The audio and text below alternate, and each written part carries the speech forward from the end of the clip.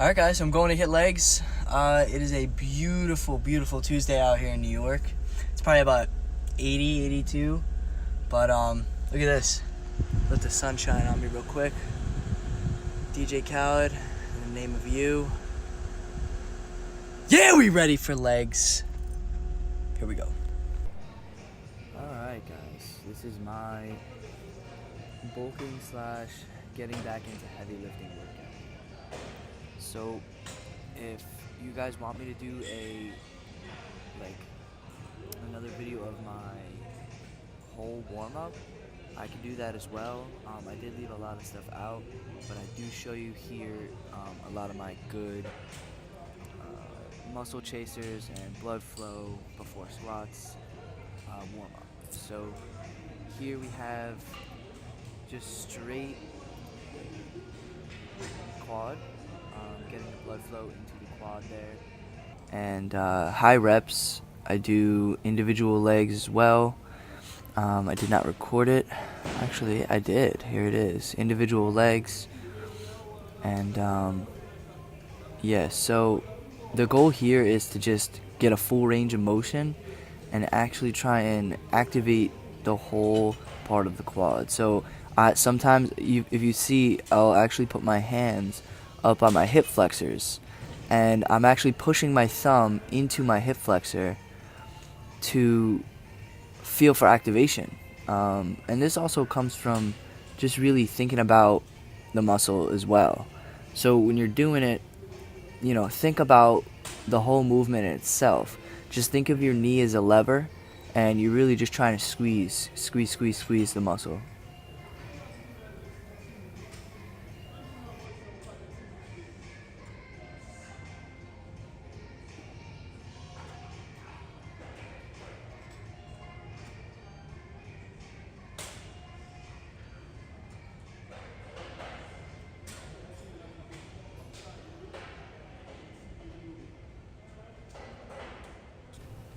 So also, I do a lot of hip flexion as well, so adduction and abduction.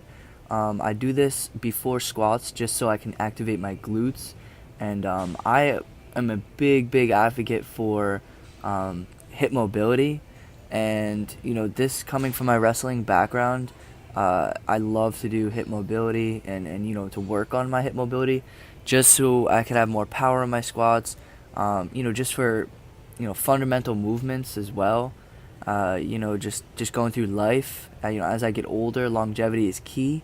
So making sure those hips are healthy and flexible is a huge goal of mine. And I do a lot of warming up for my hips, just because when I do go heavy, I always try and go past parallel in my squats. So that is another reason why I am a huge advocate for hip mobility, and I just think it's important for every other movement as well. A lot of bodybuilding movements will have a substantial amount of hip movement, and a lot of power comes from your hips. I can't think of any movement in any type of sport that is not coming from the hips. So again, it's very important to me, and it's a good time. It's a good way to warm them up for abduction and adduction. I also do a lot of hamstring curls in the beginning, nice and slow.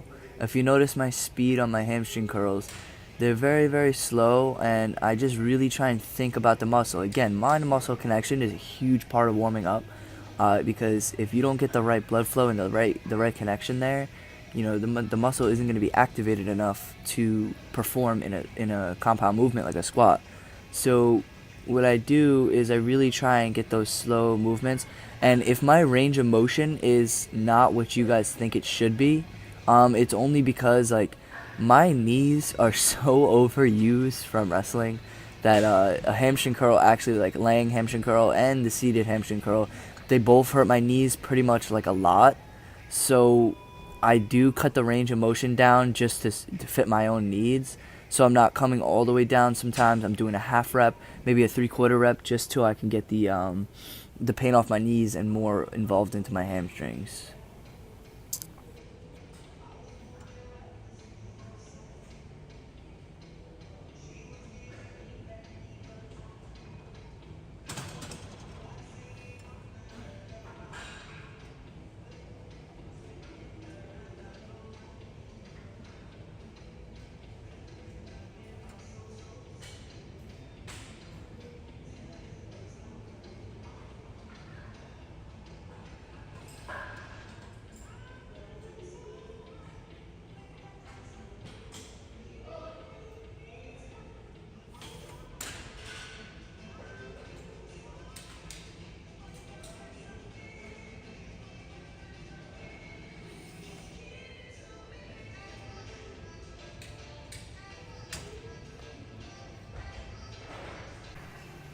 So here to start off my squats, again, I'm really trying to focus on that hip mobility.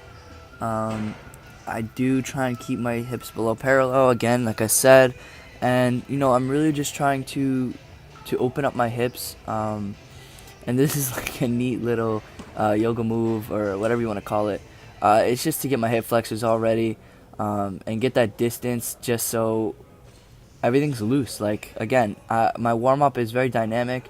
In the beginning, I did not record it because the gym was way too packed, but yeah, so here I'm just taking the bar out, and I'm getting my hips ready. I'm getting all the muscles. I'm really thinking about all the muscles I want to use in the squat, and this is the form that I use. I'm not compromising my lower back at all, and I'm really just trying to focus on my core.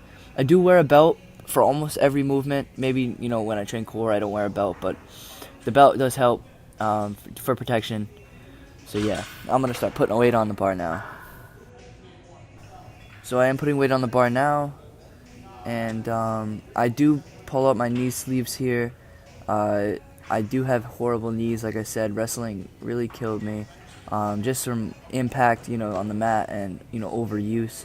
Another thing that's interesting that I use is I use wrestling shoes for all of my workouts, and I do that because I know a lot of people do it barefoot and use flat bodybuilding shoes, but I actually don't like those, only because like the wrestling shoes have all of the pressure points kind of covered on the bottom of my foot, so it's just way more comfortable and like way more stable for me, and I'm just used to them. My feet are used to them, so for me that's what works.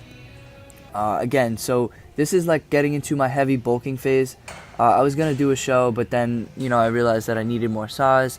To actually win a natural pro card, I need size. Like, I have the shape, I have the muscle, but I just need to get that dense muscle. So I am going back into a bulking phase, and this was one of the first leg lifts that leg lifting sessions, I should say, that I did go a little bit heavy on. So this is actually a 55-pound bar, and I didn't realize it until I asked a few employees that work there.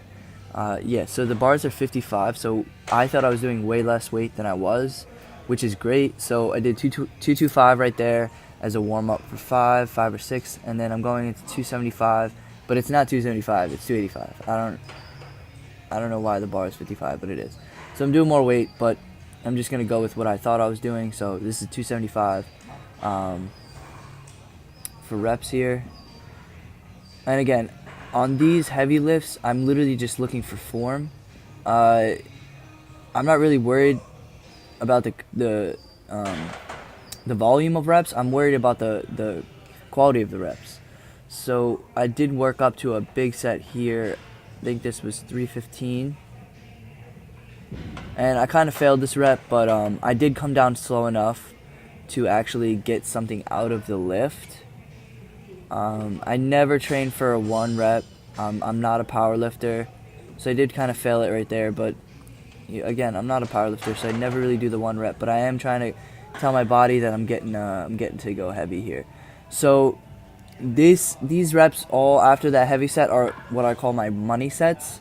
Money sets saying because I really do focus on the volume here after I throw that heavy weight on. So this is 225, so I go for another 5 or 6, I think, here. And again, every rep should be the same. That's what I focus on. If I'm taking a break up top, it's because I'm trying to regain focus onto that next rep. And again, quality is everything, fellas. Like, if you're doing reps that are all out of the place and different depths, like, your body's not going to recognize it. You have to keep a certain amount of reps the same to grow. See, that was 225. So then here, I actually do something different. Hopefully you guys have never seen this before. I call these my power reps. So what I'm actually going to do is I'm taking, I think it's 185. I'm taking 185 down to the rack. I'm actually sitting it on the rack completely, like off of my body. And then I'm literally shooting my hips right through with as much power as I possibly can. So those reps are called just my power reps. Those are to get my hips strong. And, when I take the 315 all the way down, these kind of reps are going to help. It's just like a floor press. If you bench a lot and you do a lot of floor presses, it's the same concept. You block your range of motion off with the floor so you can power through that extra movement at the top. That's exactly what I'm trying to accomplish here by doing these power rack reps here. Yeah, these were tough for me. My legs were shaking already at this point.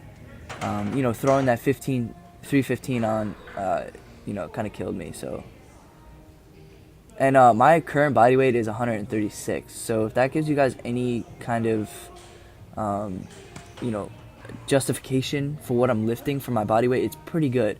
Again, I'm not a power lifter. I do focus on bodybuilding, shape of the muscle, symmetry.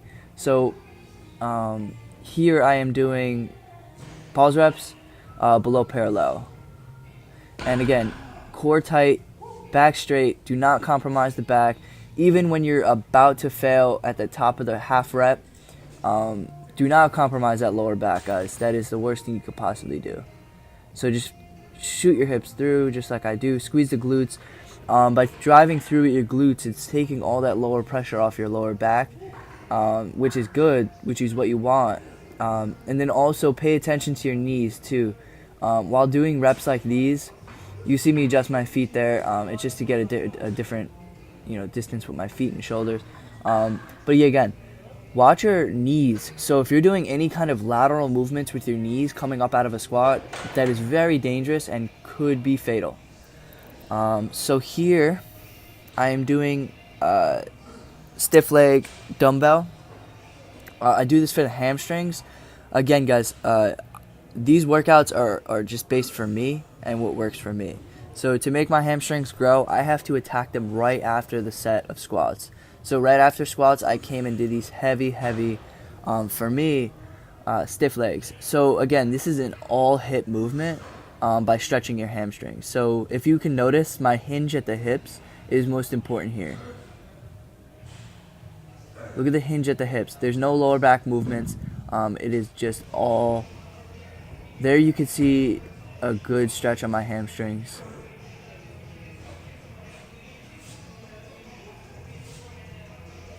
Again, not compromising the back, finishing with the glutes, taking the pressure off. This is just as good as for your glutes as your hamstrings here. I usually keep my feet about shoulder width, and I do try and hold that stretch. The more uncomfortable you feel on a hamstring movement stretch like this, the more you're gonna grow. So I try and hold that and try and do like little pause half reps at the bottom sometimes. You know, just changing up my rep ranges, guys. It's okay to experiment and see what you feel and see what you grow from. But again, if you're doing this correctly, you should be hinging at the hips. And if you can't hinge at your hips and your lower back is coming forward, try and keep your chest up and work on your hip mobility. It's the best thing I can say for you guys.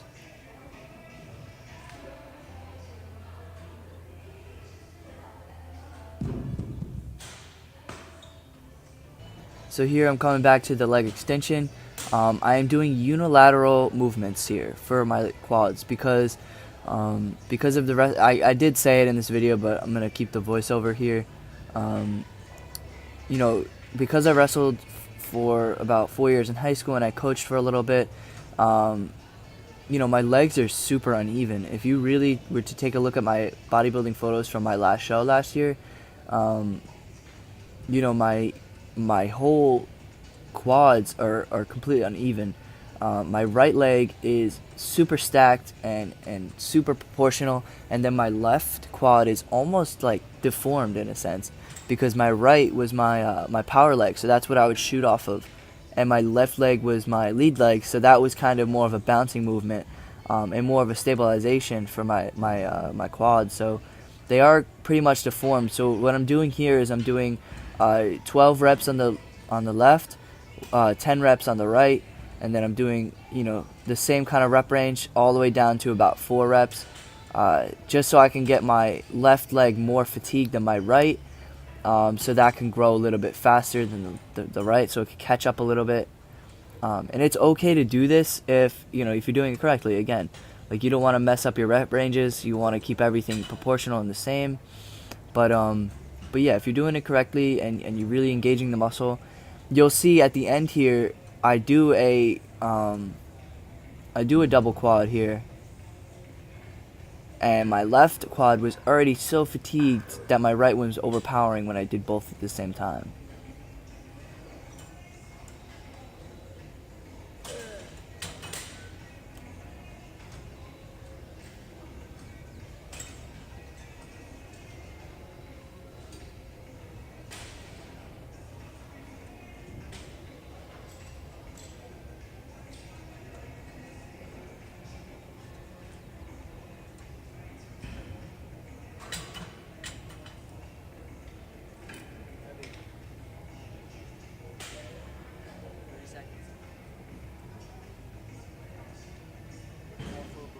Yeah, here I was talking about my quadriceps looking funny. But again, guys, that's why I'm not doing a show. That's why I'm not doing that June 29th show, because I want to bring the best package I can, and if I want that dense muscle, I gotta fix my legs. Definitely, my legs are probably the best quality about me, but I need to figure that out, and I need to blast that left quad more and grow it, because on stage that's not going to win a pro card. So I need the dense and I need the proportion on my quads, definitely.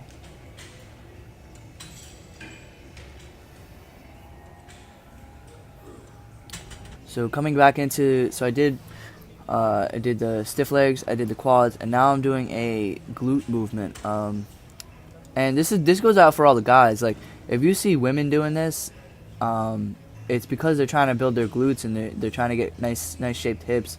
The only reason why I throw it out to the guys is because I never see any men doing this movement. Maybe like one dude I work out with does it, but like, shout out Matt Melendez. But still, if you like, guys, you need glutes. Like, I don't understand. Do you want like a flat butt? Like, I don't understand that. But like, like, I don't even know how to explain it. But to look proportionate and to look like you have nice legs, you have to have glutes. Like, glutes are one of the things that no one works on, and I try and make it a forte in my workouts. So here I'm going back straight to quads. That was 2 hip movements and 2 hamstring movements. So now I'm going into a quad finisher here. These I got off of Smith Julian. These are like probably the best quad finisher I've ever used, besides one other one I left out to show you guys later on. You can see my legs almost fatiguing here and shaking. So what I do is I throw my heels up onto that dumbbell, and I'm really trying to not compromise that back at all, and I'm trying to just do those half reps to really get those quads fatigued. By being on the dumbbell with your heels is focusing all the weight into your knees and to the top of the movement. So that's it's a good quad movement for a finisher. So here I go straight back to that hamstring. This is a good finisher I use for the glutes again and the hamstrings. I didn't get a good quality video there because there was too many people around, so it was just a quick one.